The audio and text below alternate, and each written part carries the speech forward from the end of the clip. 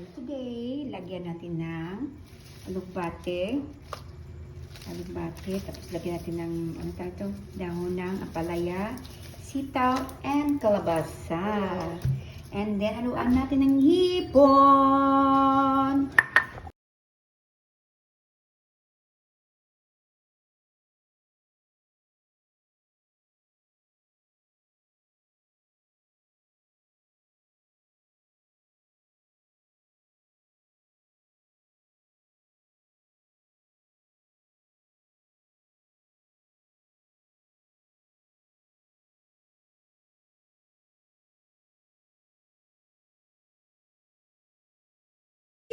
Dito ka nga para makita ako.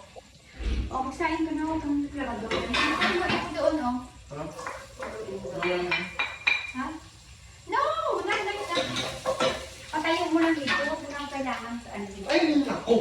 Yan, ganyan. Tulo. Oh, magsahin ka na.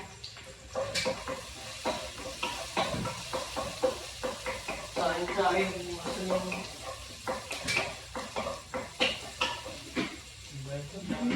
Wow, masarap yung munggo na.